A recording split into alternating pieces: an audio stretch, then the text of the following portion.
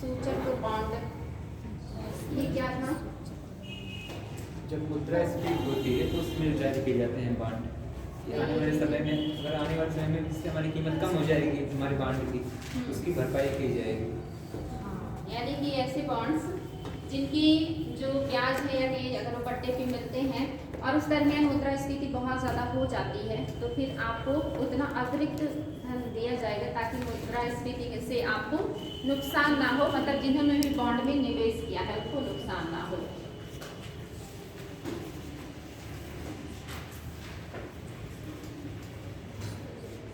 Insider trading क्या था?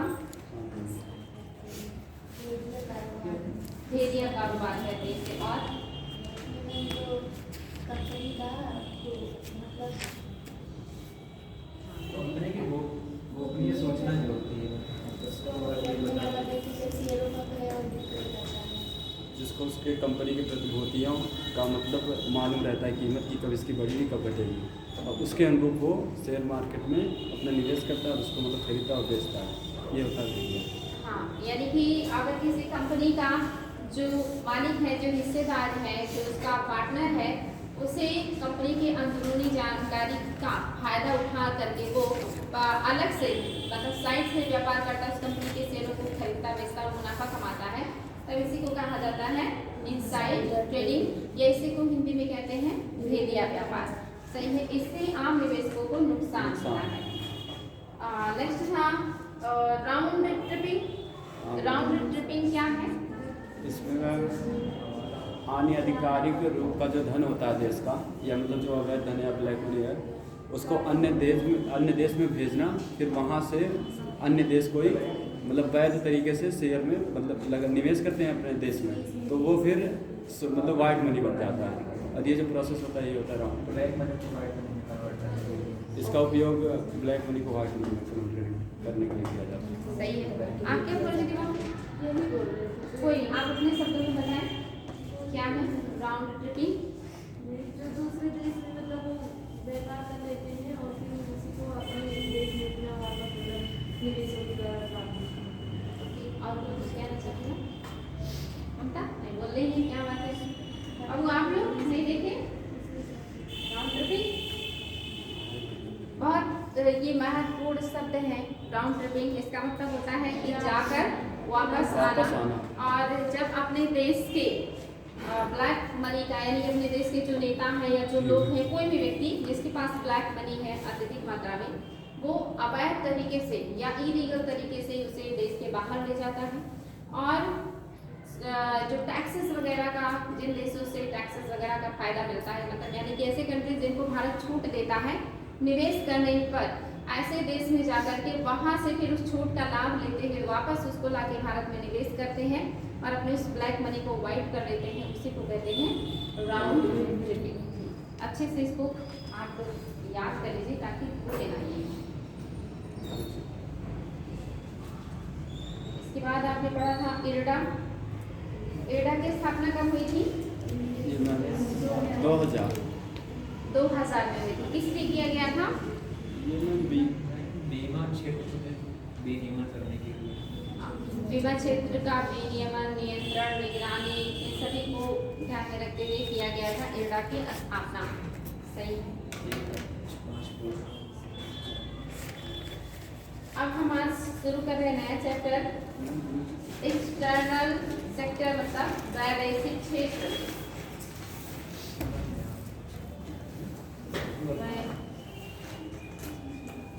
वैदेशिक क्षेत्र, इंग्लिश है एक्सटर्नल सेक्टर। एक्सटर्नल, हाँ एक्सटर्नल, भारत के अंदर हो तो इंटरनल, भारत के बाहर हो तो एक्सटर्नल।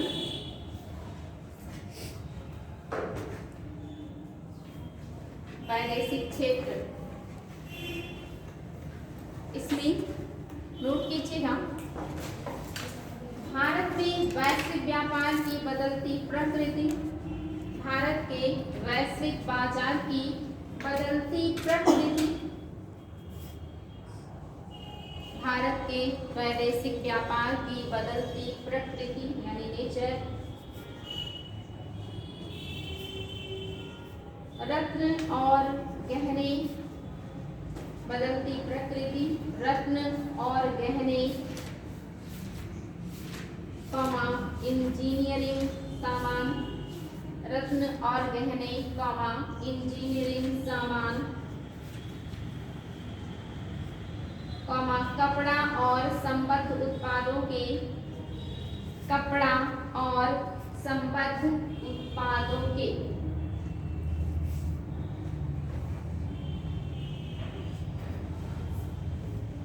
संबद्ध उत्पादों के निर्यात में कमी, निर्यात में कमी और दवाओं एवं फार्मा, और दवाओं एवं फार्मा, कॉमा सॉफ्टवेयर और कृषि, सॉफ्टवेयर और कृषि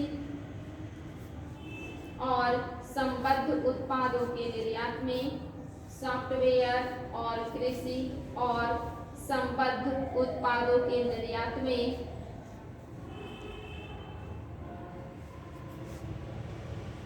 सुधार के रूप में प्रकट हुई है, सुधार के रूप में प्रकट हुई है।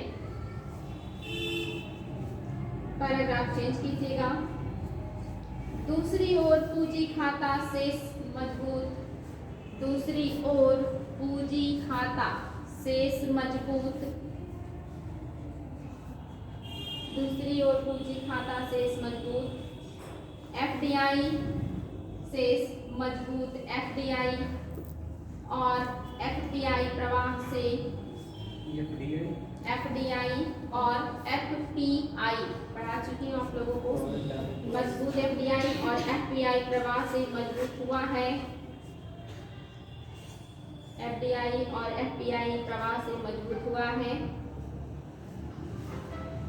इन परिवर्तनों के कारण विदेशी मुद्रा भंडार में वृद्धि हुई है, इन परिवर्तनों के कारण विदेशी मुद्रा भंडार में वृद्धि हुई है।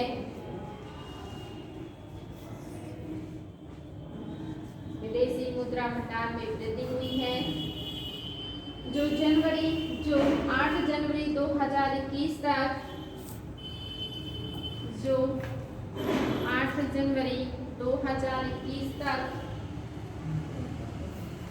डॉलर 586.1 बिलियन के उच्च स्तर तक, डॉलर 586.1 बिलियन डॉलर के उच्च स्तर तक पहुंच गया।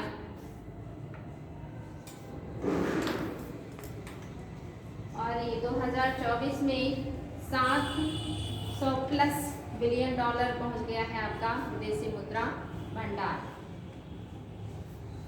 700 प्लस बिलियन डॉलर हो गया है वर्तमान में 2024 तक। अब तो 25 लग गया है। नेक्स्ट रीडिंग कीजिएगा। भुगतान संतुलन खाता,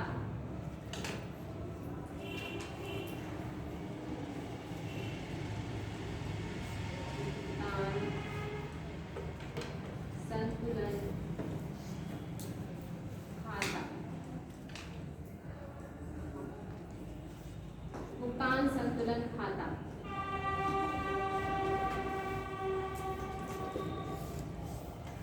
भुगतान संतुलन तो आप लोग थोड़ा बहुत समझते ही हैं। इसमें नोट कीजिएगा। भुगतान संतुलन खाते इस प्रकार के खाते होते हैं, भुगतान संतुलन खाते इस प्रकार के खाते होते हैं, इस प्रकार के खाते होते हैं जिसमें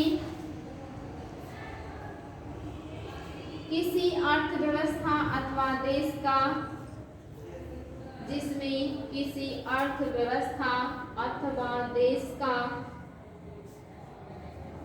शेष विश्व के साथ, शेष विश्व के साथ सभी प्रकार के मौद्रिक लेन देन, सभी प्रकार के मौद्रिक लेन देन का लेखांकन दर्ज किया जाता है। लेन देन का लेखांकन दर्ज किया जाता है।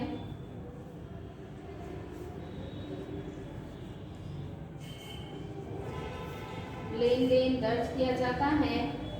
इस लेन देन में उस देश की वस्तुओं, इस लेन देन में उस देश की वस्तुओं, सेवाएं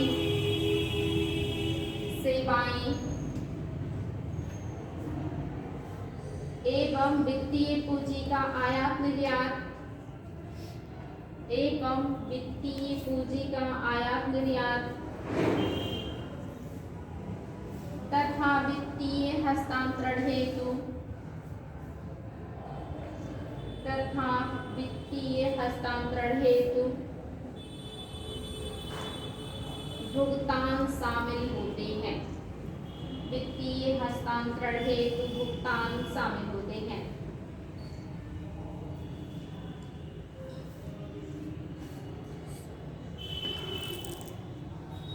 नेक्स्ट पॉइंट लिखिएगा या पैराग्राफ चेंज कीजिएगा। भुगतान संतुलन का अर्थ एक देश के निवासियों का, भुगतान संतुलन का अर्थ एक देश के निवासियों का अन्य देश के, एक देश के निवासियों का अन्य देश के निवासियों, एक देश के निवासियों का विश्व के अन्य देश, या ऐसे भी कर सकते हैं अन्य देश के निवासियों के साथ एक वर्ष के दौरान किया गया आर्थिक लेन देन, एक वर्ष के अंतर्गत किया गया आर्थिक लेन देन, आर्थिक लेन देन जिसमें वस्तुओं, सेवाओं तथा आय का लेन देन शामिल होता है, जिसमें वस्तुओं, सेवाओं तथा आर्थिक लेन देन शामिल होता है।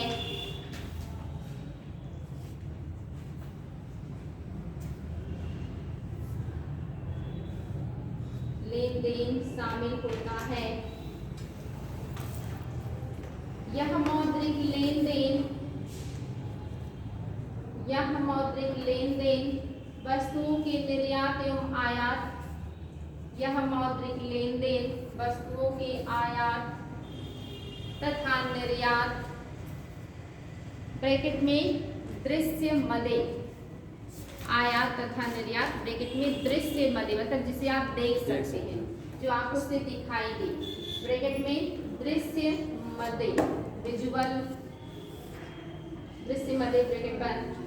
सेवाओं के निर्यात एवं आयात, सेवाओं के आयात एवं निर्यात ब्रैकेट में अदृश्य मदे ब्रैकेट बंद। सेवाओं के आयात निर्यात ब्रैकेट में अदृश्य मदे ब्रैकेट बंद।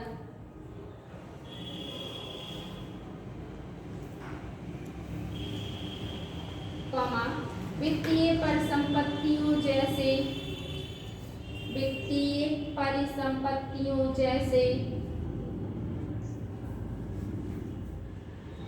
स्टॉक्स, कॉमा बॉन्ड्स,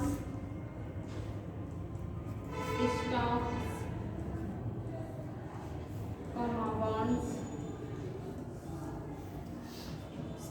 बॉन्ड भी कर सकते हैं या बॉन्ड्स करना चाहें तो बॉन्ड्स कर सकते हैं। स्टॉक, स्टॉक्स, कॉमा बॉन्ड्स के अंतरराष्ट्रीय क्रय विक्रय, के अंतरराष्ट्रीय क्रय विक्रय, अंतरराष्ट्रीय क्रय विक्रय, कॉमा वास्तविक परिसंपत्तियों,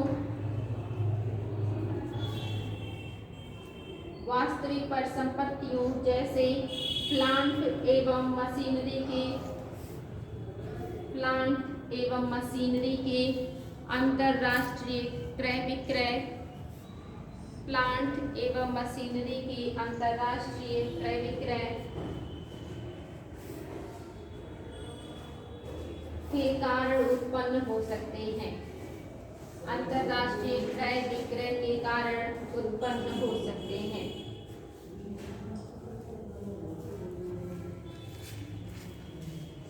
यह लेन देन जिस खाते में दर्ज किया जाता है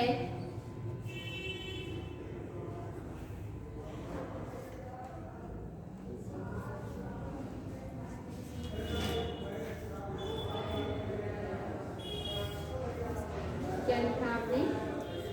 यह लेन देन जिस खाते में दर्ज किया जाता है उसे ही भुगतान संतुलन खाता कहते हैं। उसे ही भुगतान संतुलन खाता कहते हैं।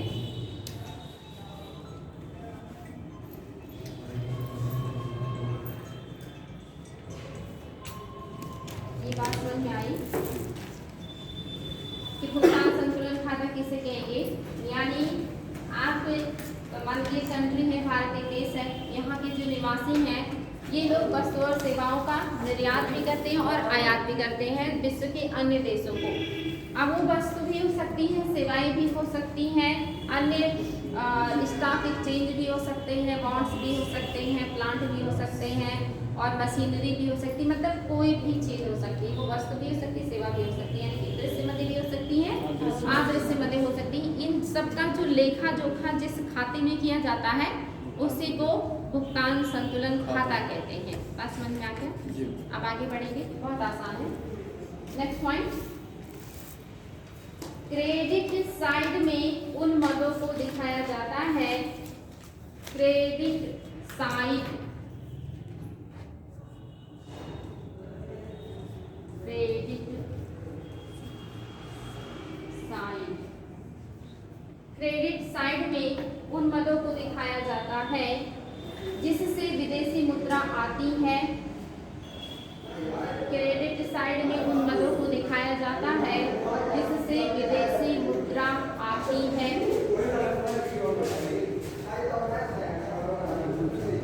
और डेबिट साइड में, और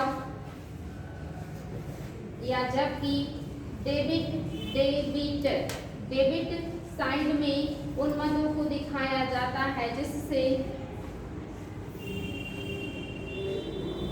डेबिट साइड में उन मदों को दिखाया जाता है जिससे विदेशी मुद्रा बाहर जाती है, जिससे विदेशी मुद्रा बाहर जाती है।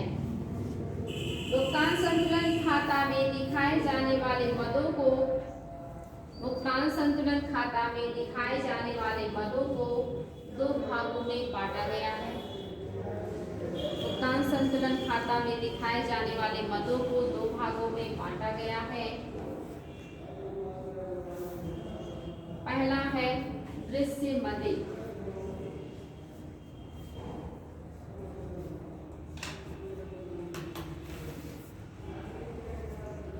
दृश्य मदे,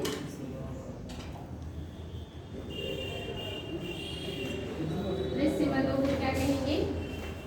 विजिबल वस्तुओं का आदान आइटम्स, विजिबल आइटम्स, वो आइटम्स या वे वस्तुएं जिसे आप देख सकते हैं, वो कोई भी वस्तु हो सकता है। इसमें नोट कीजिएगा, इसके तहत भौतिक वस्तुओं का आयात निर्यात, इसके तहत भौतिक वस्तुओं के आयात निर्यात को भुगतान संतुलन खाते में, भुगतान संतुलन खाते में वस्तु खाता के तहत दिखाया जाता है।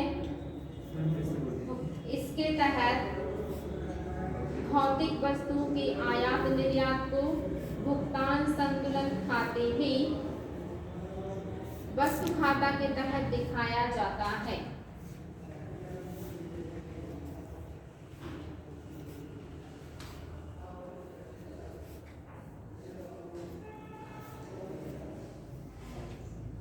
आगे, इन दृश्य मदों के आयात निर्यात को, इन दृश्य मदों के आयात निर्यात का अंतर व्यापार संतुलन कहलाता है। इन दृश्य मदों के आयात निर्यात का अंतर व्यापार संतुलन कहलाता है। इन दृश्य मदों के आयात निर्यात का अंतर व्यापार संतुलन कहलाता है। नेक्स्ट, अदृश्य मदे ब्रैकेट में सेवाएं, इनविजिबल आइटम्स, अदृश्य मदे। अदृश्य मदों में सेवाएं आती हैं, अदृश्य मदों में सेवाएं आती हैं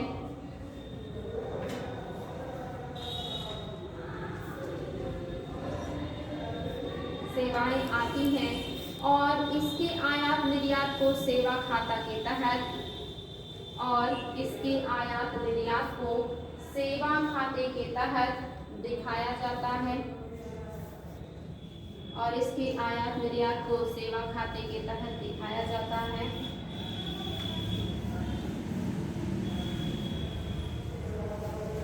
सेवा खाते के तहत दिखाया जाता है।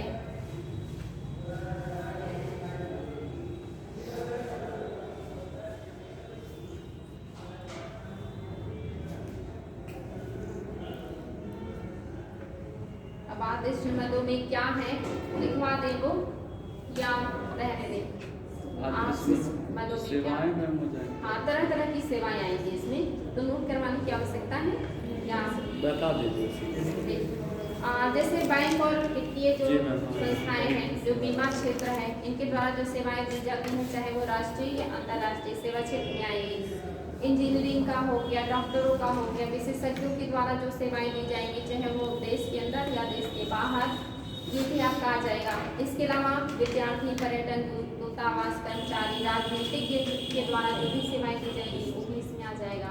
और ये सेवाएं विदेशों में दी जाती हैं, तो आपके आयात निर्यात में ये भी आते हैं।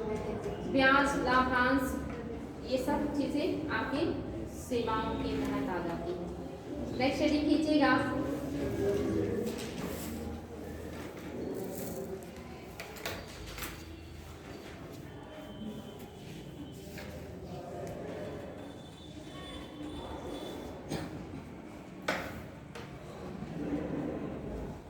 आदृश्य मदे समझ ही गए हैं, तो मुझे लगता है हम लिखवा देते हैं। हाँ, लिखवा दिए नहीं तो कंफ्यूजन हो जाएगा। ठीक हो जाएगा। मैम कल इनसे पूछिएगा। नहीं, नोट कर लीजिए। इसके तहत निम्नलिखित मदें आती हैं या सेवाओं के तहत निम्नलिखित मदें आती हैं।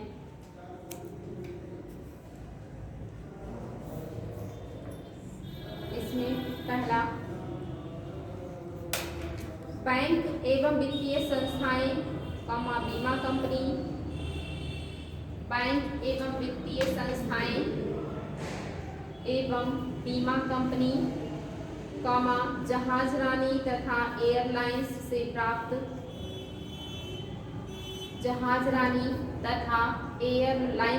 प्राप्त आय एवं किया गया भुगतान। नेक्स्ट पॉइंट, इंजीनियर्स, डॉक्टर्स आदि विशेषज्ञों की सेवाओं, इंजीनियर्स, डॉक्टर्स आदि विशेषज्ञों की सेवाओं से प्राप्त आय एवं किया गया भुगतान,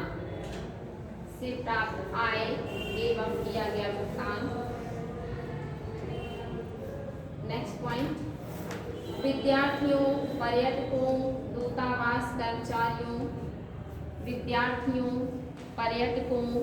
दूतावास कर्मचारियों,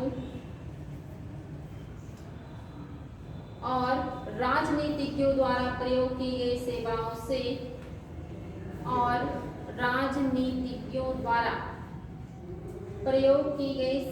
से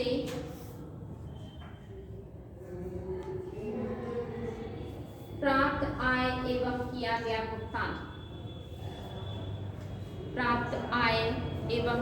भुगतान।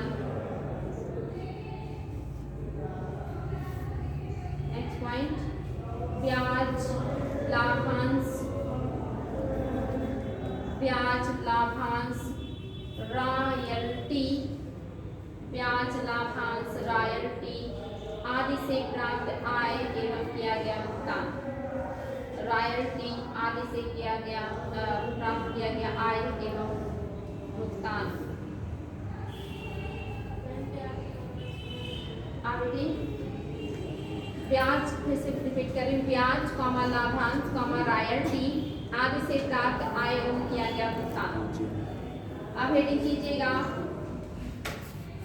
चालू शेष, चालू शेष करंट बैलेंस जिसे कहते हैं चालू शेष।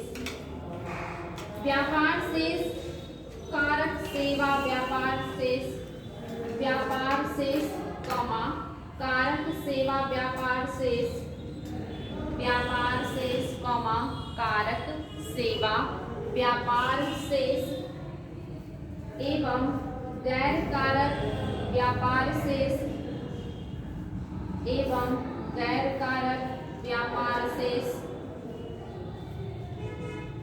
के योग को चालू शेष के रूप में जाना जाता है, के योग को चालू शेष के रूप में जाना जाता है।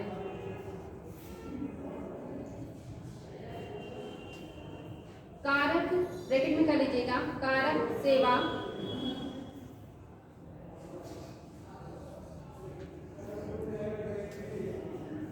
कारक सेवा के अंतर्गत निजी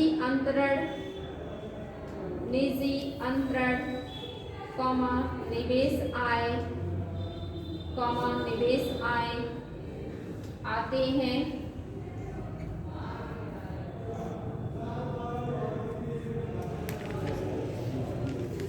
अब जो गैर कारक सेवा है इसमें व्यापार के अन्य क्षेत्र जैसे सॉफ्टवेयर, सूचना प्रौद्योगिकी, पर्यटन, स्वास्थ्य सेवाएं, शैक्षणिक सेवाएं ये सब आ जाएंगी।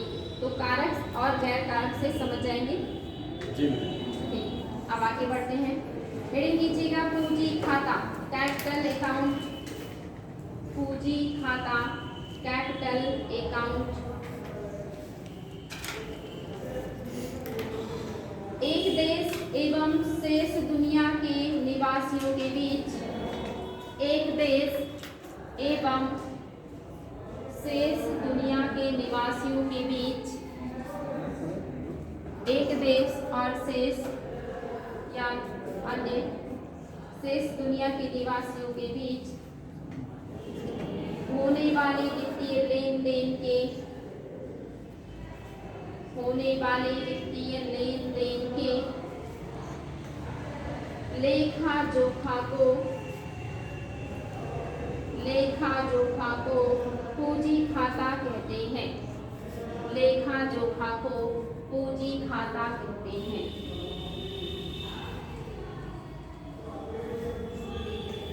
पूंजी खाता कहते हैं। इसके दो घटक हैं, ऋण पूंजी और गैर ऋण पूंजी। इसके दो घटक हैं, एक है ऋण पूंजी और दूसरा है गैर ऋण पूंजी। ऋण पूंजी और गैर ऋण पूंजी। हेडिंग कीजिएगा ऋण पूंजी, लोन कैपिटल। किसी पूर्व निर्धारित दर से ब्याज भुगतान की शर्त पर, किसी पूर्व निर्धारित दर से भुगतान, किसी पूर्व निर्धारित दर से ब्याज भुगतान की शर्त पर, ब्याज भुगतान की शर्त पर लिए गए या दिए गए वित्त को, लिए गए या दिए गए वित्त को ऋण कहते हैं।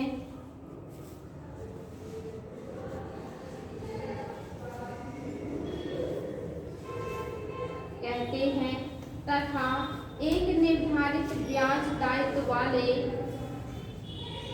तथा एक निर्धारित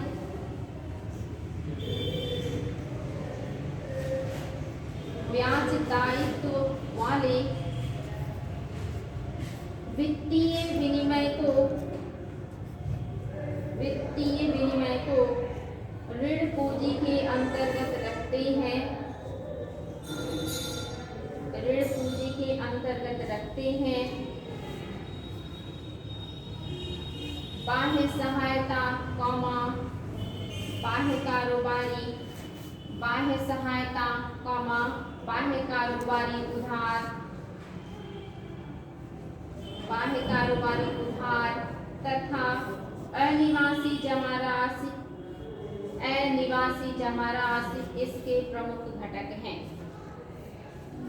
बाह्य सहायता, बाह्य कारोबारी उधार तथा अनिवासी जमा राशि इसके प्रमुख घटक हैं। यानी पहले से निर्धारित जो ब्याज दर है, जो लंबे समय से चला आ रहा है, उसी ब्याज दर पे जब पैसे को ऋण के रूप में दिया जाता है, इसको क्या कहते हैं?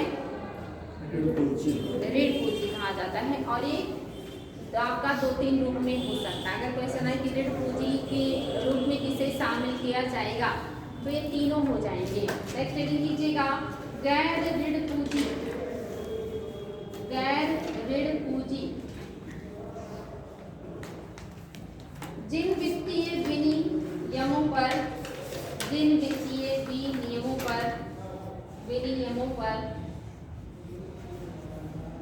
कोई ब्याज दायित्व ना हो, उन्हें गैर ऋण पूंजी विनिमय कहते हैं। उन्हें गैर ऋण पूंजी विनिमय कहते हैं। गैर ऋण पूंजी विनिमय कहते हैं।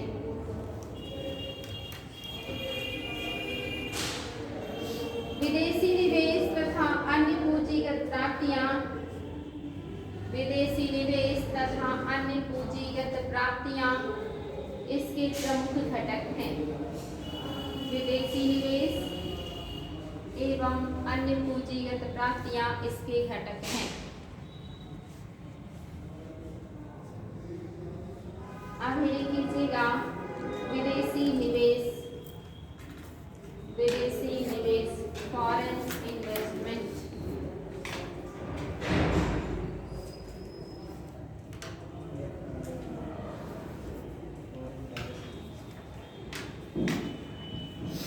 विदेशी निवेश, विदेशी निवासियों द्वारा भारत में, विदेशी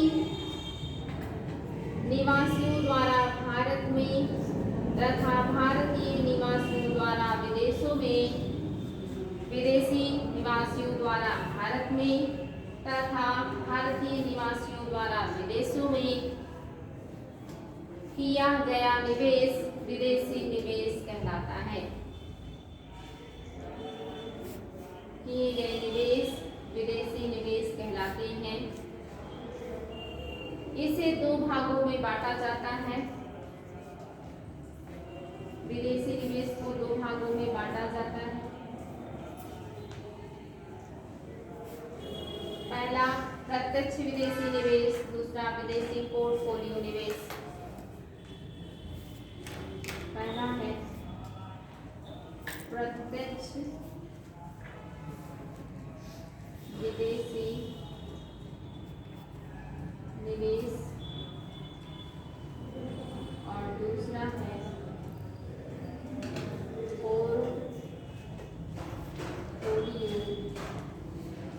विदेशी पोर्टफोलियो निवेश। विदेशी पोर्टफोलियो निवेश, इसी को मैंने कहा FDI और इसको कहा मैंने FPI। आपने शुरू में ही लिखा है ना FDI और FPI, यानी कि फॉरेन डायरेक्ट इन्वेस्टमेंट और फॉरेन पोर्टफोलियो इन्वेस्टमेंट। हेडिंग कीजिएगा, प्रत्यक्ष विदेशी निवेश, फॉरेन डायरेक्ट इन्वेस्टमेंट। प्रत्यक्ष विदेशी निवेश, फॉरेन डायरेक्ट इन्वेस्टमेंट। यदि विदेशी निवेशक को अपने निवेश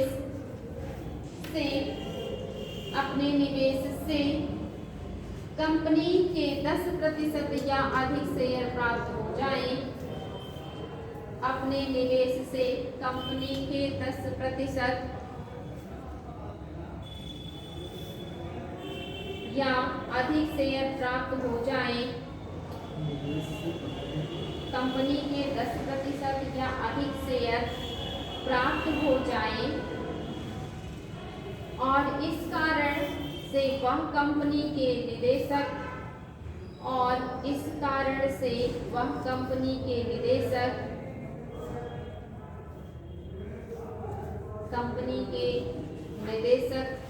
मंडल में प्रत्यक्ष रूप से भागीदारी करने के लिए निवेशक मंडल में प्रत्यक्ष रूप से भागीदारी करने के लिए अधिकृत हो जाए, भागीदारी करने के लिए अधिकृत हो जाए तो उसे प्रत्यक्ष विदेशी निवेश कहते हैं, तो उसे प्रत्यक्ष विदेशी निवेश कहते हैं। यानी कोई विदेशी निवेशक अगर वो किसी कंपनी के 10% शेयर निवेश के तौर पे 10% शेयर प्राप्त कर ले या 10% से अधिक शेयरों में उसकी हिस्सेदारी हो जाए, जिससे वो उस कंपनी के निदेशक मंडल में शामिल हो जाए और उसे महत्वपूर्ण फैसले लेने का अधिकार हो जाए, इसका मतलब उसका उस पर डायरेक्ट कंट्रोल है, तब ऐसे निवेशक को हम क्या कहेंगे? विदेशी डायरेक्ट निवेश या आप इसे FDI कहेंगे। नेक्स्ट हेडिंग,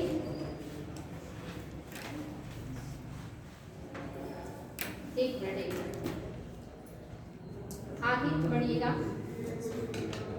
उत्पादन क्षमता, उसी में अगला पॉइंट या अगला लाइन, उत्पादन क्षमता पर पड़ने वाले प्रभाव के आधार पर, उत्पादन क्षमता पर पड़ने वाले प्रभाव के आधार पर प्रत्यक्ष विदेशी निवेश दो प्रकार के होते हैं।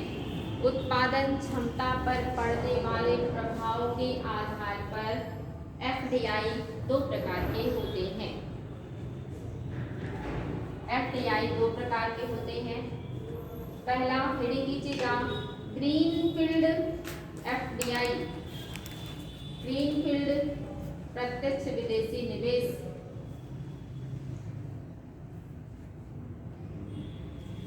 जिस प्रत्यक्ष विदेशी निवेश से मेजबान कंपनी को, जिस प्रत्यक्ष विदेशी निवेश से मेजबान कंपनी की उत्पादन क्षमता, जिस प्रत्यक्ष विदेशी निवेश से उत्पादन या मेजबान कंपनी की उत्पादन क्षमता, मेजबान कंपनी की उत्पादन क्षमता का प्रसार सुनिश्चित हो, का प्रसार सुनिश्चित हो या उत्पादन क्षमता का आधुनिकीकरण हो, या उत्पादन क्षमता का आधुनिकीकरण हो, तो उसे ग्रीनफील्ड FDI कहते हैं, तो उसे ग्रीनफील्ड FDI कहते हैं। नेक्स्ट, ब्राउनफील्ड FDI या ब्राउनफील्ड प्रत्यक्ष विदेशी निवेश। तो ये बात समझ में आया? ग्रीनफील्ड FDI किसे कहेंगे? यदि किसी कंपनी में जो निवेशक विदेशी निवेशक है उसके निवेश से क्या हो जाए, उसकी क्षमता में विस्तार हो जाए, उस कंपनी का आधुनिकीकरण आ जाए, नई नई टेक्नोलॉजी और तकनीकी का प्रयोग होने लगे, तो ये क्या है? अच्छा है ना, उसके लिए पॉजिटिव है, तो इसे हम क्या कहेंगे? Greenfield FDI। दूसरा, ब्राउनफील्ड प्रत्यक्ष विदेशी निवेश। जिस प्रत्यक्ष विदेशी निवेश से मेजबान कंपनी के शेयरों का स्वामित्व, जिस विदेशी निवेश या जिस विदेशी प्रत्यक्ष विदेशी निवेश से, जिस FDI से मेजबान कंपनी के शेयरों का, मेजबान कंपनी के शेयरों का स्वामित्व तो बदल जाए, मेजबान कंपनी के शेयरों का स्वामित्व तो बदल जाए, लेकिन उत्पादन क्षमता का प्रसार, लेकिन उत्पादन क्षमता का प्रसार या आधुनिकीकरण ना सुनिश्चित हो, उत्पादन क्षमता का प्रसार या आधुनिकीकरण ना सुनिश्चित हो, उसे ब्राउनफील्ड एफडीआई कहते हैं।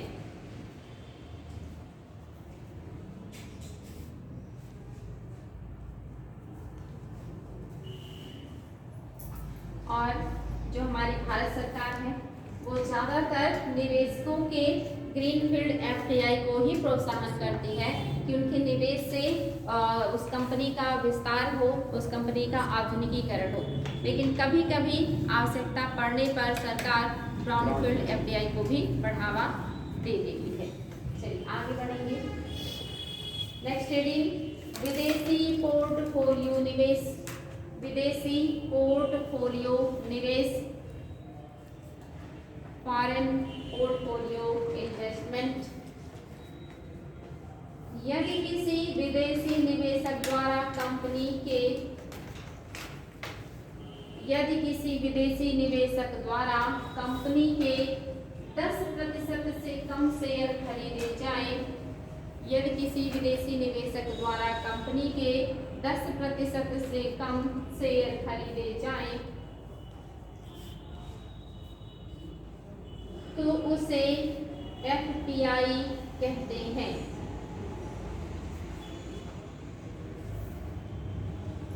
तो उसे एफपीआई कहते हैं।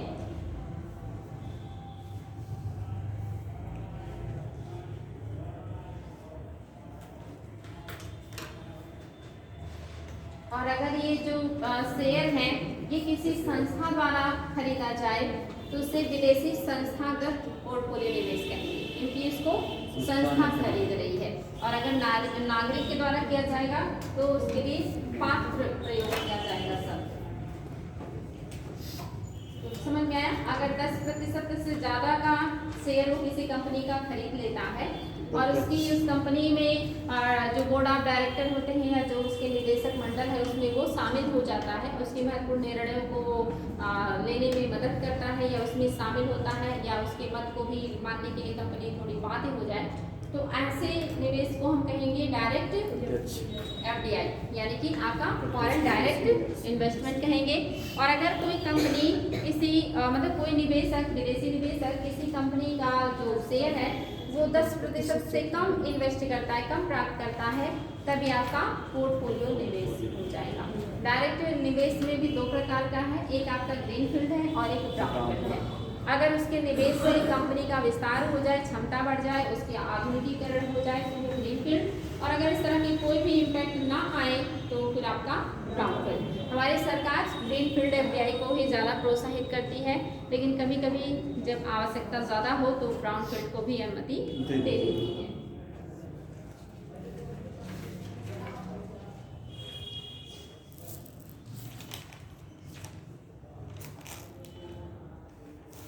वायदा बाजार का शब्द को समझ में आ गया था।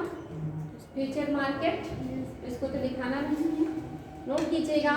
हेजिंग शब्द है, हेडिंग कीजिएगा हेजिंग। हेजिंग, इसका इंग्लिश हिंदी दोनों हेजिंग ही है।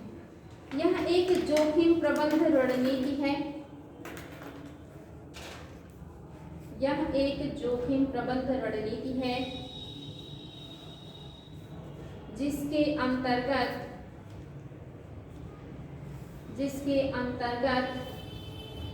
कमोडिटी मुद्राओं जिसके अंतर्गत कमोडिटी मुद्राओं या प्रतिभूतियों की कीमतों में कमोडिटी मुद्राओं या प्रतिभूतियों की कीमतों में प्रतिभूतियों की कीमतों में आने वाले उतार चढ़ाव से होने वाली उतार चढ़ाव से होने वाली हानि को सीमित या समायोजित करने का प्रयास किया जाता है। हानि को सीमित या समायोजित करने का प्रयास किया जाता है।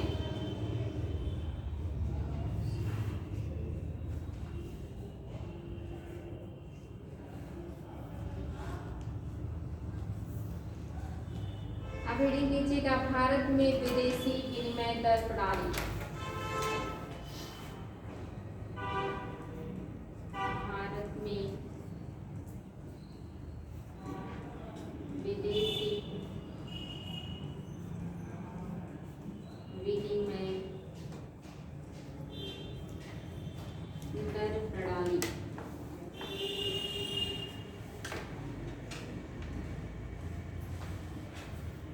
विदेशी विनिमय दर प्रणाली, इसमें नोट कीजिएगा, फिर हेडिंग कर लीजिएगा स्थिर विनिमय दर प्रणाली। इसके अंतर्गत हेडिंग स्थिर विनिमय दर प्रणाली। स्थिर विनिमय दर प्रणाली। स्थिर विनिमय दर प्रणाली में विनिमय दर का स्थिर विनिमय दर प्रणाली में विनिमय दर का स्थिर विनिमय दर प्रणाली में विनिमय दर का निर्धारण सरकार या मौद्रिक प्राधिकरण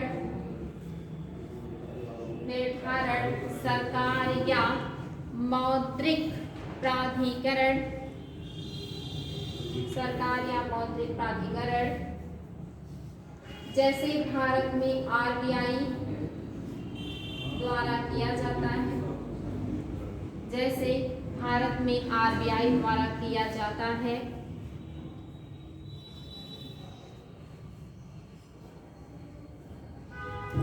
स्थिर विनिमय दर प्रणाली में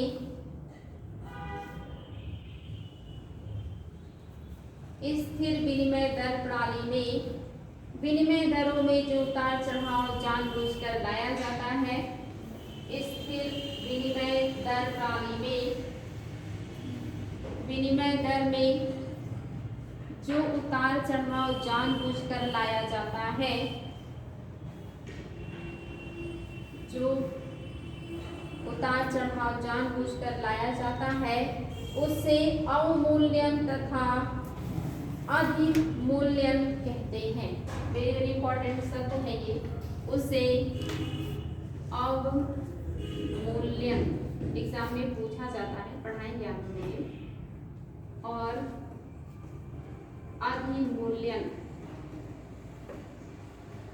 कहा जाता है।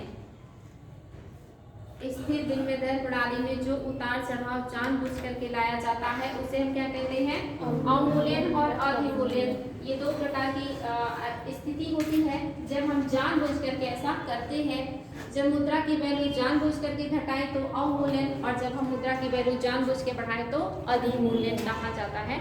और ये जानबूझ करके किया जाता है, ये स्वतः नहीं होता, ये बात याद रखिएगा। आगे भी इसको और डिटेल करेंगे। स्थिर विनिमय दर प्रणाली के दो भिन्न प्रकार निम्नलिखित हैं। स्थिर विनिमय दर प्रणाली के दो भिन्न प्रकार निम्नलिखित हैं। स्थिर विनिमय दर प्रणाली दो प्रकार का है। पहला है आपका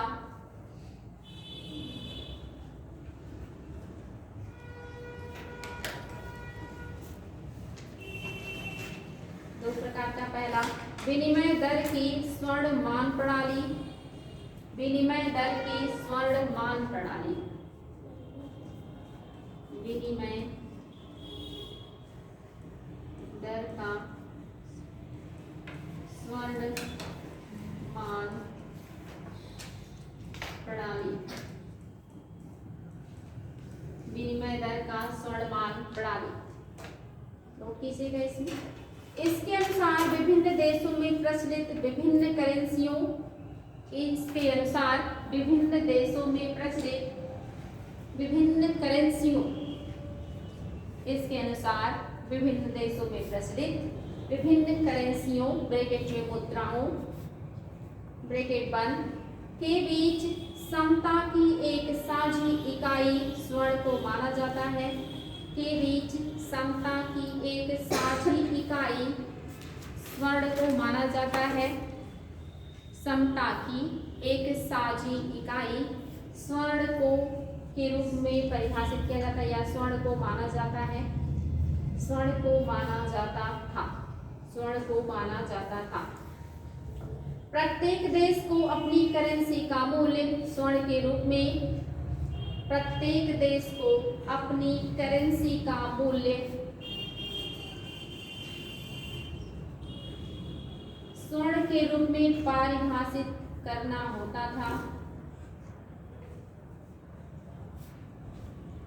प्रत्येक देश को अपनी करेंसी का मूल्य स्वर्ण के रूप में परिभाषित करना होता था।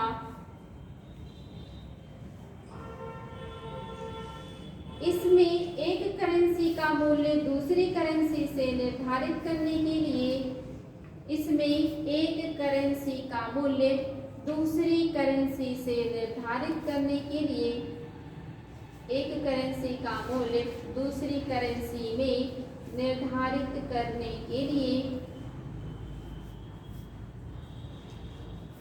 प्रत्येक करेंसी के स्वर्ण मूल्य की तुलना की जाती थी। इसमें एक करेंसी का मूल्य दूसरी करेंसी से निर्धारित करने के लिए प्रत्येक करेंसी के स्वर्ण मूल्य की तुलना की जाती थी। प्रत्येक करेंसी के स्वर्ण मूल्य की तुलना की जाती थी।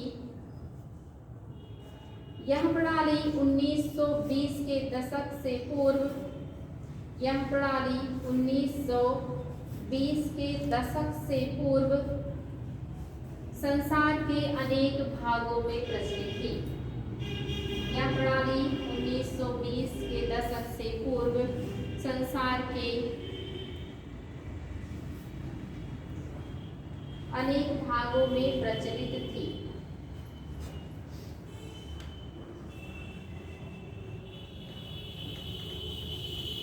बात समझ में आया? अगर कोई भी देश अपनी करेंसी चलाता है तो उसे ये बताना होगा कि वो सोने में कितने मूल्य का आएगा। उसका समता करना होता था सोने से। और फिर दूसरी जो देश है वो अपनी करेंसी का उस करेंसी के साथ जब तुलना करेगी तो स्वर्ण मूल्य के आधार पर ही करेगी कि इनकी करेंसी सोने में कितने मूल्य का है और उस हिसाब से मेरी करेंसी का स्वर्ण में क्या मान आने वाला है। लेकिन ये प्रणाली कब थी? 1920 के दशक से पहले देश मतलब दुनिया में कई जगहों पर देखने को मिलती थी। यानी कि अब ये प्रणाली नहीं है क्योंकि ये प्रणाली काफ़ी टिपिकल प्रणाली है, काफ़ी समस्या उत्पन्न करने वाली है। नेक्स्ट रीड कीजिएगा। विनिमय दर की ब्रेटन वुड्स प्रणाली। विनिमय दर की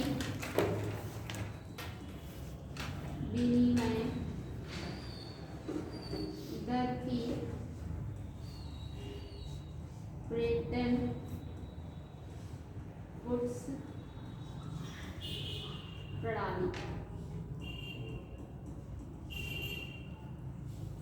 विनिमय दर की ब्रेटन वुड्स प्रणाली।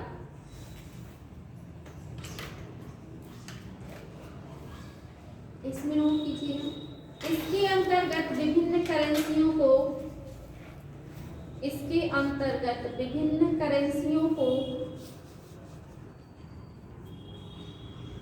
एक करेंसी ब्रैकेट में सामान्यतः अमेरिकी डॉलर, विभिन्न करेंसियों को एक करेंसी ब्रैकेट में सामान्यतया अमेरिकी डॉलर ब्रैकेट में सामान्यतया अमेरिकी डॉलर ब्रैकेट बंद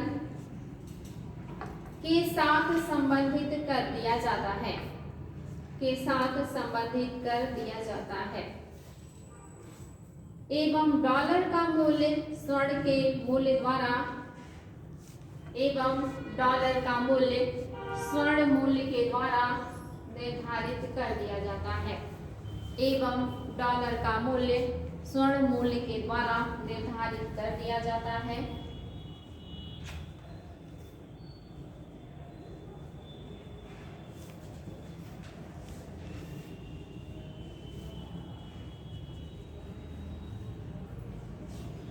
आगे, किसी भी करेंसी के समता मूल्य में समायोजन, किसी भी करेंसी के समता मूल्य में समायोजन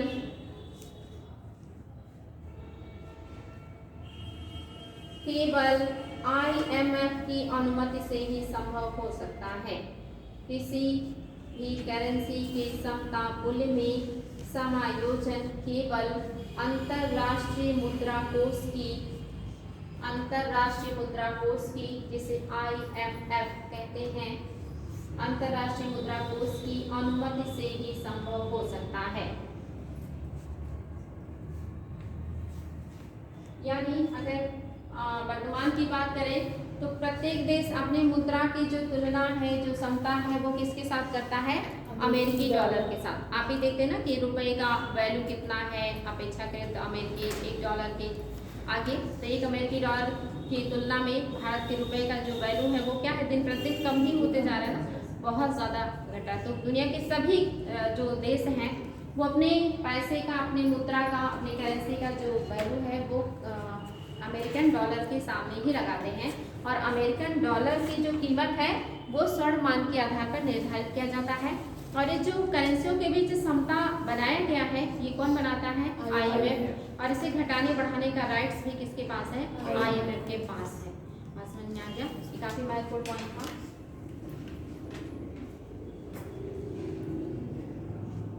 नेक्स्ट शेडिंग कीजिएगा।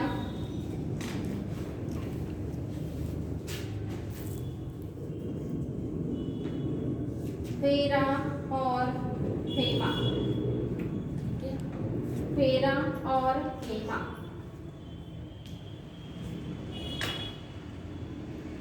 रीडिंग कीजिएगा। फेरा और फेमा, फेरा और फेमा। इसमें फेरा का फुल फॉर्म बता सकते हैं? पढ़ा चुकी हैं आप लोगों को। फॉरेन एक्सचेंज रेगुलेटरी एक्ट, जो विदेशों से पैसे का आदान प्रदान होता है उसको कंट्रोल करने के लिए लाया गया था फेरा। ये उतना कारगर, उतना सख्त नहीं था तो इसकी जगह पे लाया गया फेमा। वही आप पढ़ने वाले हैं, नोट कीजिएगा। पहला पॉइंट, विदेशी मुद्रा के नियमन एवं संरक्षण के लिए, विदेशी मुद्रा के नियमन एवं संरक्षण के लिए वर्ष 1947 में विदेशी मुद्रा विनिमय अधिनियम, संरक्षण के लिए वर्ष 1947 में विदेशी मुद्रा विनिमय अधिनियम, इंग्लिश में फॉरेन एक्सचेंज रेगुलेटरी एक्ट बनाया गया जिसके तहत आरबीआई को विदेशी मुद्रा का संरक्षक बनाया गया, जिसके तहत आरबीआई को विदेशी मुद्रा का संरक्षक बनाया गया। वर्ष 1973 में फेरा को और अधिक कड़े कानून के रूप में लागू किया गया। वर्ष 1973 में फेरा को और अधिक कड़े कानून के रूप में लागू किया गया। फेरा को और अधिक कड़े कानून के रूप में लागू किया गया।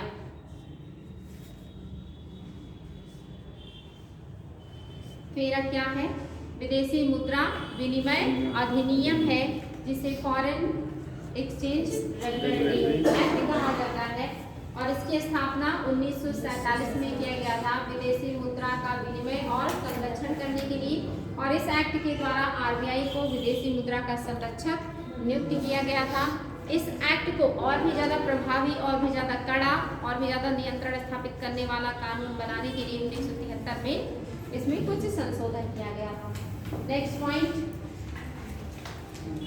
वर्ष 1991 में जब भारत ने उदारीकरण को अपनाया, वर्ष 1991 में जब भारत ने उदारीकरण को अपनाया, जब भारत ने उदारीकरण को अपनाया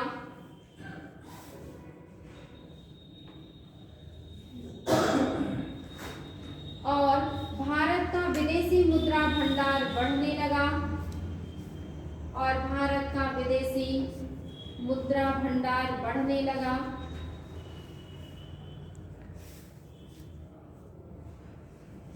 तब इसके परिणाम स्वरूप 1 जून 2000 से, तब इसके परिणाम स्वरूप 1 जून 2000 से फेरा के स्थान पर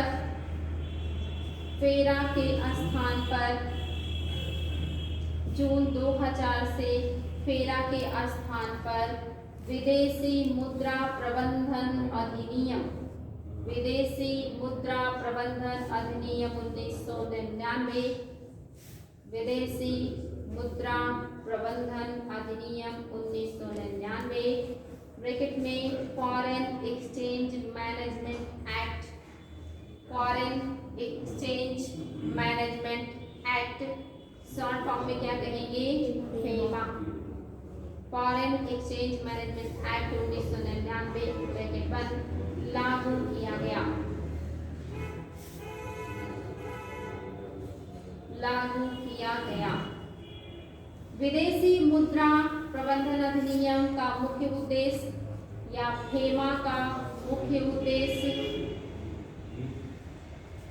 भारत में विदेशी मुद्रा बाजार का, फेमा का मुख्य उद्देश्य भारत में विदेशी मुद्रा बाजार का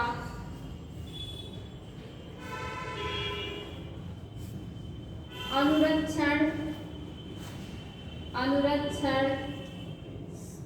और उसके विकास का उन्नयन करना,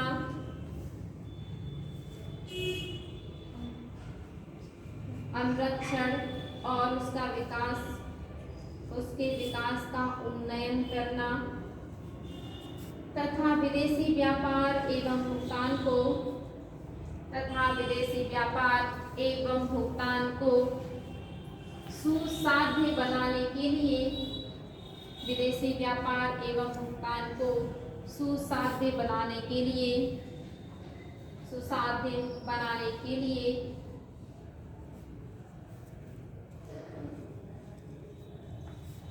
विदेशी या फेमा कह सकते हैं, फेमा को समेकित एवं संशोधित करना है। नहीं सॉरी, उद्देश्य से विदेशी मुद्रा से संबंधित कानून को समेकित एवं संशोधित करना है, समेकित एवं संशोधित करना है।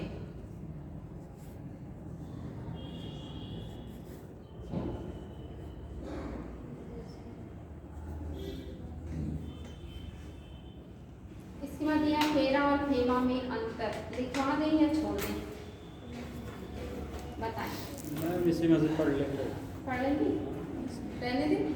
तो हेडिंग कर लीजिएगा मुद्रा का मूल्य ह्रास,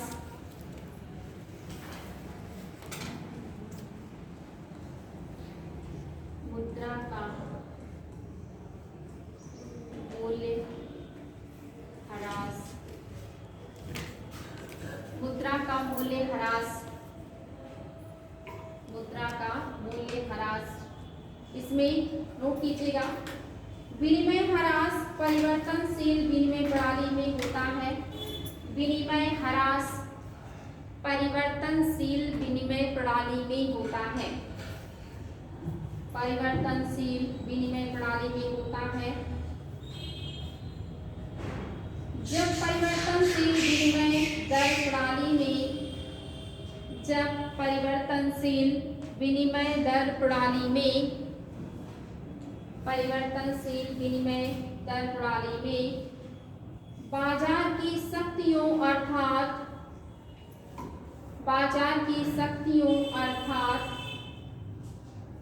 मांग एवं आपूर्ति,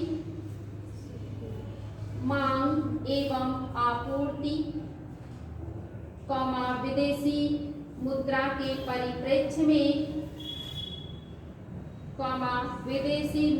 के परिप्रेक्ष्य में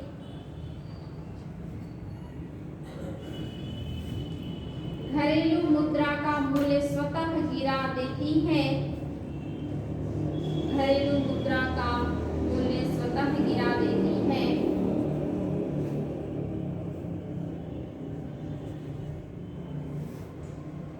तो इसे विनिमय ह्रास या रुपए में गिरावट कहते हैं। तो इसे विनिमय ह्रास या रुपए में गिरावट कहते हैं। विनिमय ह्रास या रुपए में गिरावट कहते हैं। रुपए में गिरावट की स्थिति तब देखी जाती है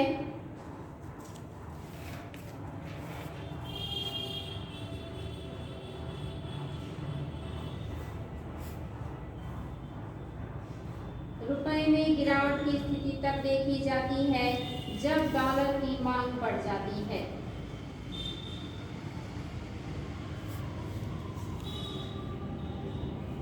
जब डॉलर की मांग डॉलर की मांग बढ़ जाती है। यानी अगर आपसे कोई पूछे कि विनिमय ह्रास या रुपए की जो वैल्यू है इसके मूल्य में ह्रास कब आता है, जब डॉलर का डिमांड ज़्यादा हो जाता है। और वो कब होता है, हमारे द्वारा जो विनिमय प्रणाली बनाया गया है, विनिमय मतलब वस्तुओं का आदान प्रदान, उत्पादन बिक्री, उत्पादन से लेकर के बिक्री तक की जो प्रणाली है उसमें जब हम परिवर्तन लाते हैं जिससे मांग और जो पूर्ति है, जो कि आप जानते हैं अर्थव्यवस्था का वो एक शक्ति है अर्थव्यवस्था को चलाने के लिए, उसमें भी जब परिवर्तन आ जाता है उसकी वजह से जब रुपए का जो मूल्य है वह सतह गिरने लगता है और डॉलर का जो मूल्य है या जो वैल्यू है वो बढ़ने लगता है, तब ऐसे कंडीशन को हम क्या कहते हैं, विनिमय ह्रास या मुद्रा ह्रास कहते हैं। क्या कारण लिखना चाहेंगे मुद्रा ह्रास के या विनिमय ह्रास के? अगर कारण लिखना हो तो बताएं, नहीं तो फिर हम आगे बढ़े। कारण भी है, प्रभाव भी है, उपाय भी है, सब कुछ है, बताएं क्या इसमें से कुछ भी जानना चाहेंगे? मुद्रा ह्रास के क्या कारण हैं या इसके मतलब क्या उपाय हो सकते हैं या इसके क्या इम्पैक्ट होते हैं, लिखा दें, सब लिखना है। ह्रास के कारण, प्रभाव और उपाय सब लिखेंगे। उपाय लिखना है, ठीक है, उपाय लिख लीजिए। मुद्रा का मूल्य ह्रास कम करने के उपाय लिख लीजिएगा। मुद्रा का मूल्य ह्रास करने के उपाय, ये काफी एक तरह से ना, अगर आप कारण पता होगा तो आप ये भी निकाल लेंगे कि प्रभाव क्या आएगा, और फिर अगर आपको कारण पता है ना तो आप उपाय अपने आप से निकाल लेते हैं। कारण तो आप लोग तो ट्रैक ही चेंज कर दिए। वही तो मैम, जब पते नहीं रहेगा कारण तो उपाय। चलिए अब पहले कारण लिखा दे या उपाय लिखा दे या प्रभाव लिखा दे, बताएं। अब आप लोग मैम सीक्वेंस में लिखवाइए। सीक्वेंस में लिखा दें, पूरा लिखा दीजिए। नहीं मैम, कारण के उद्देश्य लगभग समान ही रहता है मैम, 90%। जो उससे प्रभाव मतलब पड़ता है, कारण और प्रभाव जो होता है 90% समान ही रहता है। ओके, तो फिर क्या लिखना चाहिए मैम? कारण लिखवा दीजिए। प्रभाव या उपाय? कारण और उपाय मैम। कारण और उपाय, प्रभाव निकाल लेंगे। प्रभाव मैम उसी से रिलेट ठीक है, चलिए। जैसे मैम मार खाएंगे चोट लगेगी, ये प्रभाव है उसका। सही है, इतना दिमाग आप लोग लगाए तो फिर दिक्कत ही क्या हो, फिर तो सब क्लियर ही हो जाए। कैसे कीजिएगा कारण? देखिए ये जो सब आजकल क्वेश्चन कैसे बनते हैं, थोड़ा स्मार्ट टाइप के क्वेश्चन बनते हैं। ये नहीं पूछेगा मूल्य ह्रास किसे कहते हैं या मुद्रा का ह्रास क्या है, पूछेगा मुद्रा का ह्रास किस कारण से होता है, या अगर मुद्रा का ह्रास होता है तो उससे क्या नेगेटिव इम्पैक्ट आने वाला है, या मुद्रा ह्रास को कम करने के लिए उपाय। अब वो नहीं पूछेगा मुद्रा का ह्रास क्या है, डेफिनेशन नहीं पूछता। अब कारण, उपाय, प्रभाव ऐसी चीजें पूछता है जिसमें दिमाग लगता है या जिससे थोड़ा सा दिमाग टेक्निकल होता है। बस समझ में आ गया, तो आप बता रहे हैं आपको। नोट कीजिएगा। कारण में पहला पॉइंट, कई बार चालू खाता घाटे का लगातार बढ़ना भी, कई बार चालू खाता घाटे का लगातार बढ़ना भी, कई बार चालू खाता घाटे का लगातार बढ़ना भी मुद्रा ह्रास का कारण बनता है। कई बार चालू खाता घाटे का लगातार बढ़ना भी मुद्रा ह्रास का कारण बनता है।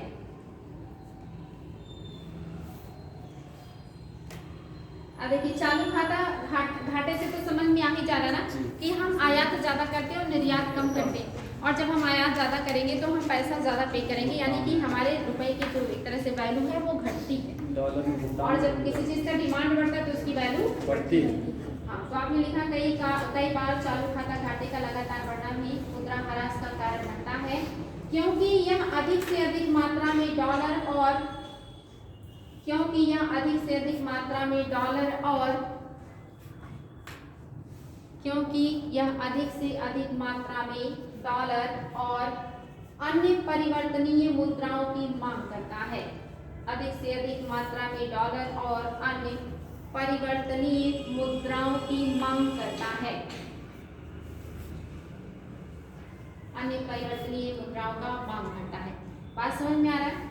जब आप इंटरनेशनल स्तर पर व्यापार करते हैं तो वहाँ आपके रुपया नहीं लेंगे लोग, वहाँ वो उस रुपए में वस्तुओं को आपको देंगे जो उनके यहाँ चलता है।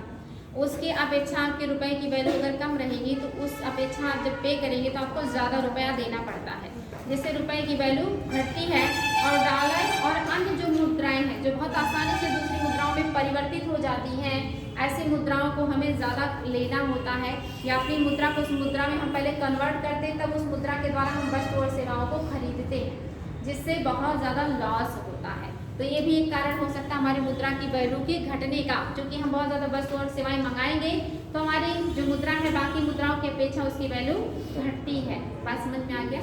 नेक्स्ट पॉइंट, नीति अकर्मण्यता। नीति अकर्मण्यता, नीति अकर्मण्यता से भी मुद्रा मूल्य ह्रास होता है, से भी मुद्रा मूल्य ह्रास होता है। अगर हम भारतीय अर्थव्यवस्था की मुद्रा के संदर्भ में, अगर हम भारतीय अर्थव्यवस्था के मुद्रा के संबंध में बात करें तो, अगर हम भारतीय अर्थव्यवस्था के मुद्रा के संबंध में बात करें तो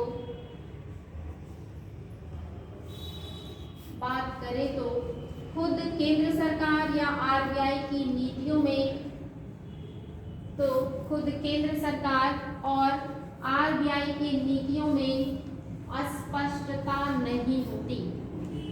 खुद केंद्र सरकार और आरबीआई की नीतियों में अस्पष्टता नहीं होती है। पहले दिन आरबीआई द्वारा घोषणा की जाती है, पहले दिन आरबीआई द्वारा घोषणा की जाती है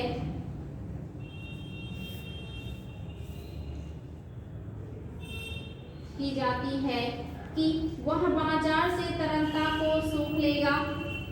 पहले दिन आरबीआई घोषणा करती है कि वह बाजार से तरलता को सोख लेगा,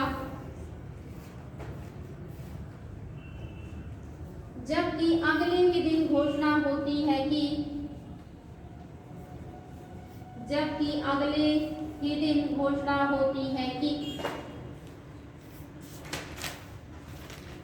बाजार में $1 बिलियन डाला गया। जबकि अगले ही दिन घोषणा होती है कि बाजार में $1 बिलियन डाला गया। बात समझ में आया? कभी कभी हमारी मुद्रा की वैल्यू, हमारे यहाँ जो नीतियाँ हैं, गलत नीतियाँ हैं, उसकी वजह से भी गिर जाती हैं। जब आरबीआई को लग रहा है कि अर्थव्यवस्था में मुद्रा ज़्यादा है, तरलता ज़्यादा है, तो उसे सोखने के लिए वो नीतियाँ बनाई गया, और नीतियों के तहत मैंने आपको बताया है जितने भी उसके हैं दरें वो सबको बढ़ा देता है, जिसके तहत मार्केट से वो पैसा सोखने के लिए नीति बनाना। दूसरी तरफ सरकार कह रही है अगले दिन कि हमने इतना डॉलर मार्केट में पैसे उतारे, एक तरफ तो सोखना है, दूसरी तरफ आप बढ़ा रहे हैं, तो फिर कहाँ वैल्यू घटेगी ना। जब मुद्रा ज़्यादा आएगी मार्केट में तो उसकी वैल्यू घट जाती है, उसी को तो मुद्रास्फीति कहते हैं, और बस और सेवाएं महंगी हो जाती है। तो हमारी सरकार और आरबीआई की नीतियाँ ही कभी कभी अजीबोगरीब होती हैं, जिससे मुद्रा की वैल्यू घटती है। तो ये देखिए कितना अंडरस्टैंडिंग की बात है। नेक्स्ट पॉइंट, आर्थिक विकास की धीमी दर और चालू खाते में, आर्थिक विकास की धीमी दर और चालू खाते में घाटे के वित्तीयन के लिए, आर्थिक विकास की धीमी दर और चालू खाते में घाटे के वित्तीयन के लिए विदेशी मुद्रा पर अत्यधिक निर्भरता के कारण, विदेशी मुद्रा पर अत्यधिक निर्भरता के कारण विदेशी निवेशकों द्वारा अपने निवेश को निकाला जा रहा है, विदेशी निवेशकों द्वारा अपने निवेश को निकाला जा रहा है,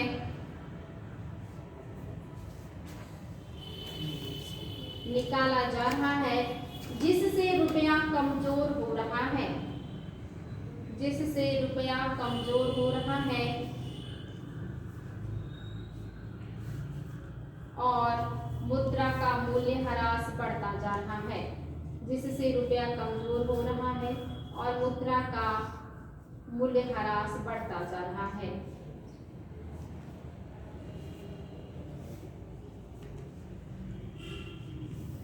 बार बार आरबीआई द्वारा पूंजी प्रवाह पर, बार बार आरबीआई द्वारा पूंजी प्रवाह पर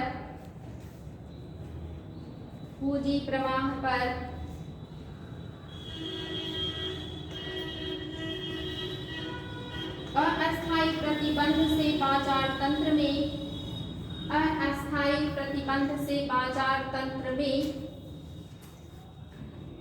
अस्थिरता उत्पन्न होती है, बाजार तंत्र में अस्थायी स्थिरता उत्पन्न होती है, बाजार तंत्र में अस्थिरता उत्पन्न होती है, जिस वजह से भारतीय निवेशक, जिस वजह से भारतीय निवेशक विदेशों में और विदेशी निवेशक भारत में, भारतीय निवेशक विदेशों में और विदेशी निवेशक भारत में निवेश करने से पीछे हटते हैं, निवेश करने से पीछे हटते हैं, जिसका असर मुद्रा पर नकारात्मक रूप से पड़ता है, जिसका असर मुद्रा पर नकारात्मक रूप से पड़ता है।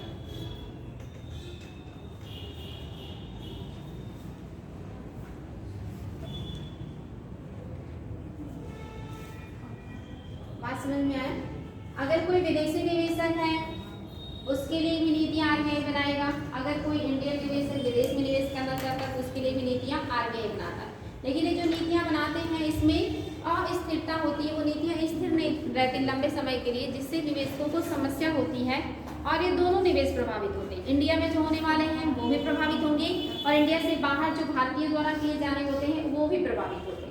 और अगर इस तरह से निवेश प्रभावित होगा यानी कि वस्तुओं और सेवाओं का निर्माण नहीं होगा तो निर्यात कैसे करेंगे हम, और अगर निर्यात नहीं करेंगे तो हमारी वस्तु और सेवाओं का डिमांड नहीं होगा, उस हिसाब से हमारे रुपए की वैल्यू भी नहीं बढ़ेगी। तो ये सब क्या होती है, कहीं ना कहीं मुद्राओं के मूल्य को गिराने के लिए जिम्मेदार होती है। तो ये था आपका कारण। प्रभाव लिखना चाहेंगे, रीडिंग कर लीजिएगा प्रभाव, क्योंकि महत्वपूर्ण है प्रभाव। ये आपको एग्जाम में क्वेश्चन हल करने में तो मदद ही करेगा, साथ ही जागरूक प्राणी होने के नाते आपको ये भी पता होना चाहिए कि मूल्य गिर क्यों रहा हमारे पैसे का, उसके क्या वजह है और इससे क्या नेगेटिव इम्पैक्ट आ रहा है अर्थव्यवस्था पे और हम इसे कैसे दूर कर सकते हैं। बात समझ में आया? तो है आपका प्रभाव इफेक्ट। इसमें पहला पॉइंट, प्रभाव क्या होगा अगर मुद्रा की मूल्य में गिरावट होती है तो। नेक्स्ट पॉइंट, मुद्रा का मूल्य ह्रास निर्यात को और अधिक मुद्रा का मूल्यह्रास निर्यात को और अधिक प्रतिस्पर्धी बना देता है। मुद्रा का मूल्यह्रास निर्यात को और अधिक प्रतिस्पर्धी बना देता है। क्यों बनाएगा? सस्ती हो जाएगी, मतलब यहाँ पे महंगी हो जाएंगी मैम, यहाँ के मतलब रुपए की तुलना में। लेकिन अगर विदेशी करेंसी देखा जाए US डॉलर से, तो उसके हिसाब से सस्ती रहेगी। हाँ, लेकिन आपका निर्यात क्या होगा, इससे प्रभावित होता है। क्योंकि आप निर्यात करेंगे ना, तो आपको उससे बहुत ज़्यादा फायदा नहीं होता, क्योंकि उसमें जो आपको रुपए में जो पे किया जाएगा वो उसकी वैल्यू बहुत कम रहती है अन्य देशों की मुद्रा की अपेक्षा। तो आपने लिखा मुद्रा का मूल्यह्रास निर्यात की ओर अधिक प्रतिस्पर्धी बना देता है, जिससे विदेशियों के लिए वस्तुएं अधिक सस्ती हो जाती हैं, जिससे विदेशियों के लिए वस्तुएं अधिक सस्ती हो जाती हैं, वस्तुएं अधिक सस्ती हो जाती हैं और इससे निर्यात बढ़ता है, और इससे निर्यात बढ़ता है।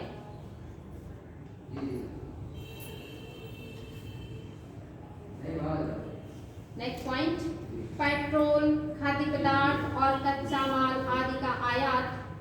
पेट्रोल, खाद्य पदार्थ और कच्चा माल आदि का आयात।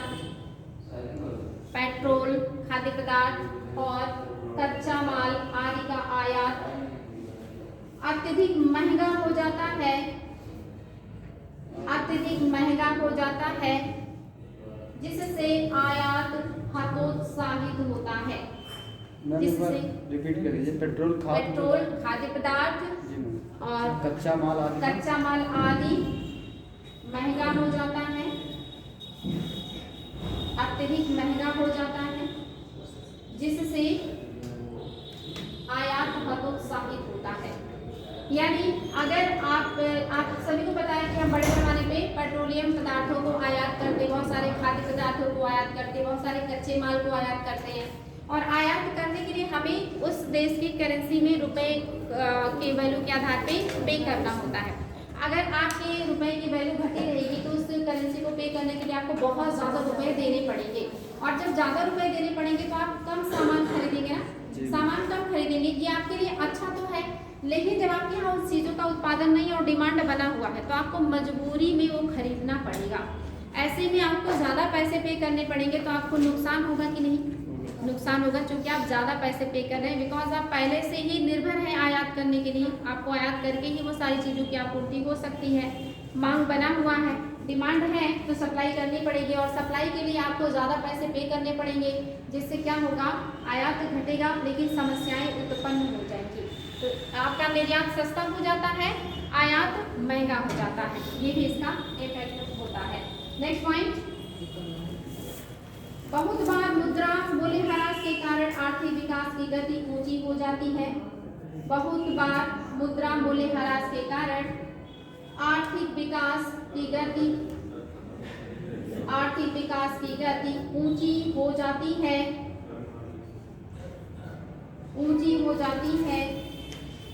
जिस कारण समग्र मांग में बढ़ोतरी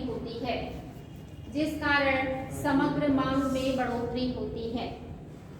इसके फायदे भी हो सकते हैं, नुकसान भी हो सकते हैं। हम प्रभाव देख रहे हैं, ये नहीं देख रहे हैं कि नेगेटिव प्रभाव या पॉजिटिव प्रभाव। इसके नेगेटिव प्रभाव भी आएंगे और पॉजिटिव, निर्यात में तो पॉजिटिव, आयात में नेगेटिव, दोनों प्रभाव आएंगे। नेक्स्ट पॉइंट, मुद्रा मूल्यह्रास के दौरान मुद्रास्फीति भी कई बार बढ़ जाती है। मुद्रा मूल्यह्रास के दौरान मुद्रास्फीति भी कई बार बढ़ जाती है।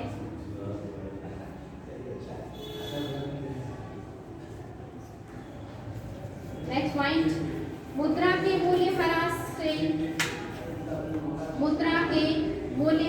से चालू खाता घाटा कम होता है। मुद्रा के मूल्यह्रास से चालू खाता घाटा कम होता है, क्योंकि इससे निर्यात अधिक होता है और आयात कम हो जाता है। चालू खाता घाटा कम होता है, क्योंकि इससे निर्यात अधिक और आयात कम हो जाता है। बात समझ में आया? अगर नहीं आया होगा पढ़ के आइएगा, आ गया। कल समझा देंगे। आ गया ना? इतना पढ़ने के बाद आ जाना चाहिए, है ना? अभी ये कॉन्सेप्ट क्लियर